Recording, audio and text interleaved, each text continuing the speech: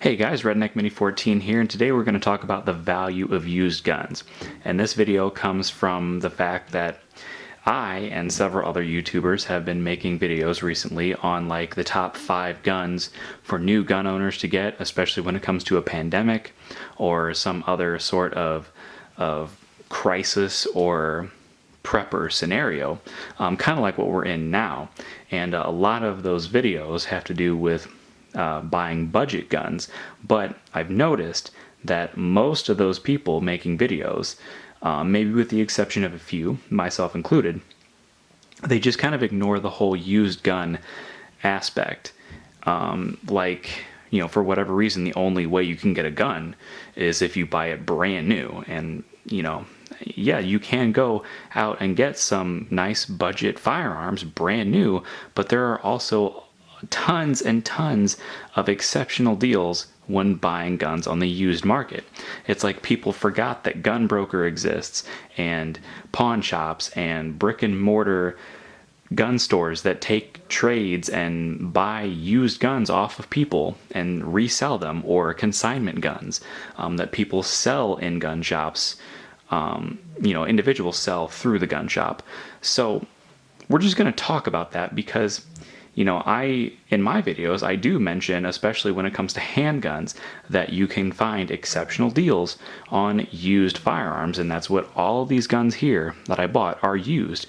And in fact, most of the handguns that I've bought throughout the years are used, and most of those used handguns that I bought were less than $400. But for whatever reason, I mention buying a used gun, and some people come out of the woodwork and, they just condemn me for even mentioning buying a used gun, like I broke the 11th commandment or something.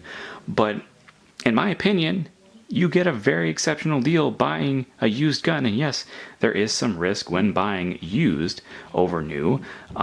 You could be purchasing somebody else's problems, and we're going to talk about that here. But generally speaking, you can get a very exceptional deal when buying a used gun. Like I said, most of the used handguns that I bought for less than $4. In fact, the only two I think I bought for more than $4 are this Kahr K9, which I bought for $475, which in itself is still a very good deal. And then this Ruger Security 6, which I bought for about $450. And that's still a pretty good deal considering what both of these guns usually go for. That's still a pretty good deal. The rest of these guns I bought for less than $4, and in fact, I think I bought this one for less than $3. I think it was like $250 something. And then I think the rest of these were like $3 something, and that rings true for most of my other handguns. So you can find an exceptional deal. Now, why would I suggest you go with a used gun over a new gun? Well, in my opinion, a lot of newer guns are not of the same quality as older guns, whether that be an older version of the same gun or just a gun that they don't make anymore. Like, for instance, the Ruger P89 or the Ruger Security 6. Those guns are not made anymore, but they are very well built guns, and in some ways they're better built than the modern day guns that took their place. So that's one reason. Another reason is if you simply like a gun that is no longer made anymore, well, they don't make them anymore, so the only way you can get them is on the used market. And the third reason you might want to buy a used gun is because generally you can find them for a pretty good deal, and like I said before, they a lot of times are better quality than newer guns. For instance, like people generally talk about Tauruses as being modern production budget friendly guns, and they are. They're very budget friendly, and they're very good option when it comes to buying a new budget friendly firearm. But in my opinion, all of these guns are better quality, and most of them I bought for about the same price as you can buy a new Taurus, and that is true for a lot of other guns, like the Smith & Wesson SD9. Those are very inexpensive guns, but in my opinion, at least some of these guns are better quality guns than those guns. So those are some reasons why I think you might want to consider a used gun when talking about buying budget-friendly firearms. Now, I have all handguns here, and I have bought several used rifles and shotguns, which are also you can find exceptional deals with used rifles and shotguns. But generally speaking, like with a shotgun, you can find a brand new Maverick 88 for like $200. So that in itself is an exceptional deal, and they still make brand new Maverick 88s, and even like several other companies, usually coming out of Turkey. But like a lot of shotguns that are made today are very good quality, and they're a very good deal. So generally speaking, I don't talk about used guns when talking about shotguns unless I'm talking about like old classic shotguns like Winchester Model 12s and 1897s, and old vintage Remington 870s and things like that. And same kind of goes for rifles, because like generally when you're talking about rifles, you're either talking about a defensive rifle like an AR-15, which you can build a good AR-15 for a very good price these days. Maybe not quite as good of a price as you once could, but because supply and demand and everything, but still a pretty good deal on buying like lower assemblies and upper assemblies and parts in general. Or you're talking about like a hunting rifle, and there are lots of very good deals on hunting rifles. Like you got the Ruger American and the Savage Axis, and then Marlin's got some budget friendly lever actions out there, and I think Mossberg has a few budget friendly options as well when it comes to like lever action and bolt action. So there are just all kinds of good options for rifles and shotguns. But when it comes to handguns, I feel like most handguns nowadays, a lot of them are more expensive, and those are usually the better handguns. But like usually the cheaper ones are just kind of like your polymer framed striker fire, and nothing against those guns. But I'm generally the type of person that I don't necessarily like polymer frame, and I think in a lot of ways the companies cheap out with how they make their polymer frames. And that's why I personally go with used guns.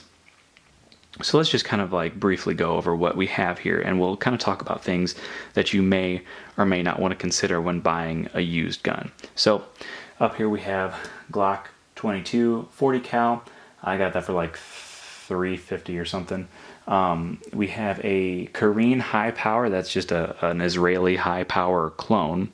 Browning high power. Very good gun. I got that for like in the $300 range, like $350-ish. I don't remember how much I got some of these for, just because it's been so long ago. The Car K9 I got for $475. Usually these go for like $600, even on the used market. So $475 for a $600 gun, and I got like an extra magazine and a case and the manual and all that. I thought that was a pretty good deal. Ruger P89, that's a 9mm. These three are 9mm, if I didn't say so. Ruger P89, I got that for like $255 or something, maybe $260. Very good deal, and a very good quality gun. Have several of them. Ruger Security 6, this is a 357 Magnum.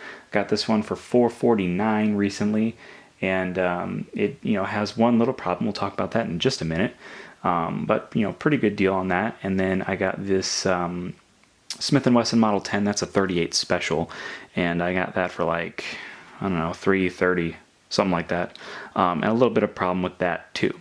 So some things to consider.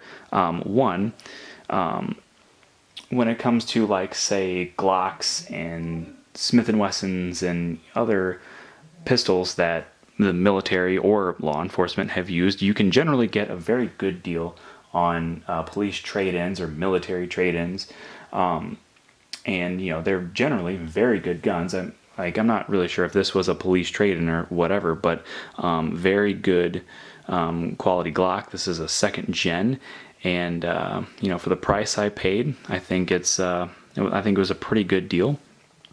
Doesn't seem to have too much wear on it. I mean, it has some slide wear from the holster and everything, but all in all, it's a pretty good gun. And that's generally true with Glocks. You generally don't go wrong with a Glock, and you can get lots of really good deals on like 3rd gen and even 4th gen Glocks police trade-ins. So police trade-ins is definitely one thing to keep in mind.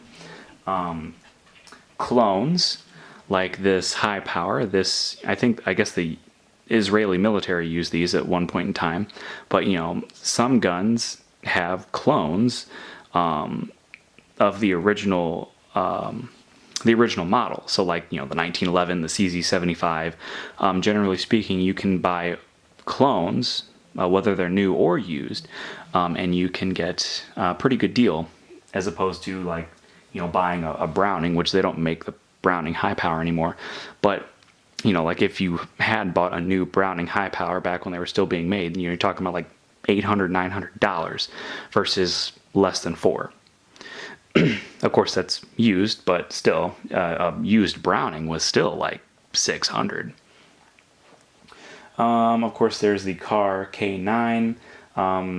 This is a very exceptional deal. You don't see that too often, but it's out there. The P89 is a very exceptional deal, and as well as the Smith & Wesson 59 series.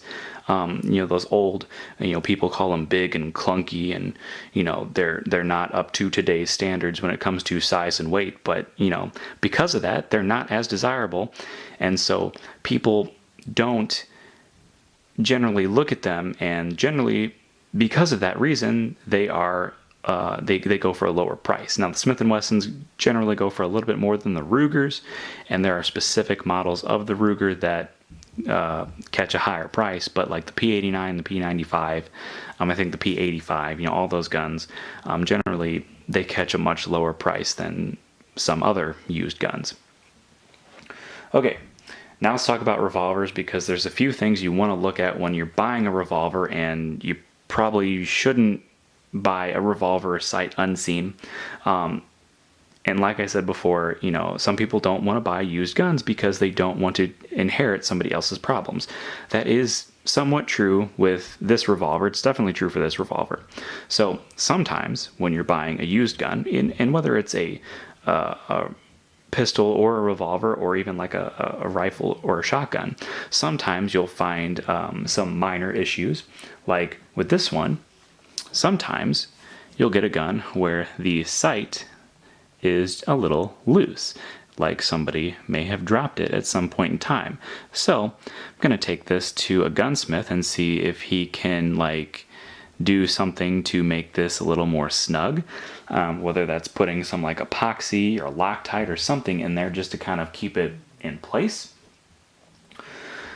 Now, for the price that I paid, I think that's a very small thing to deal with. Now, the other issue that you're definitely going to want to look at, especially with things like revolvers, is botched trigger jobs and also lockup.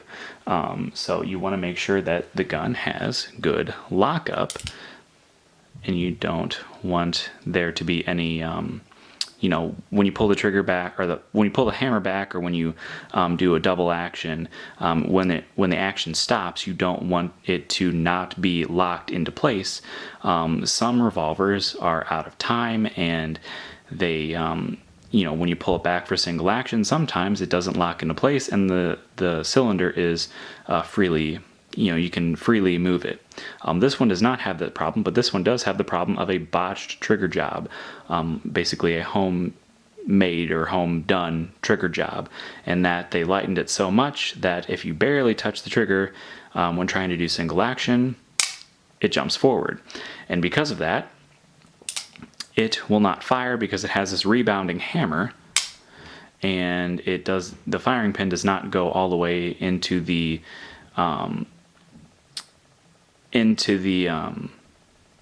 primer unless the trigger is all the way back. So if you release the trigger, the hammer pulls back, and it's just a safety feature. So you can still safely fire this gun double action, and you can technically still fire this gun single action. It's just much harder. You have to jerk it like a shotgun, but it is doable.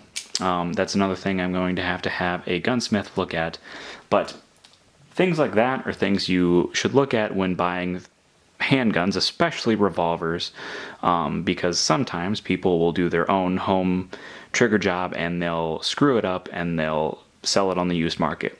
So just a few things you might want to look at. Again, not a huge deal. You can still safely shoot that gun.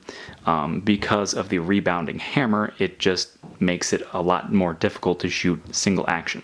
So anyway, that's really all I have to say about the value of used guns. Yes, you do have to know what you're getting and kind of know what to look for. But generally speaking, you can get a very exceptional deal on quite a few different models of handguns and even rifles and shotguns, but mostly handguns.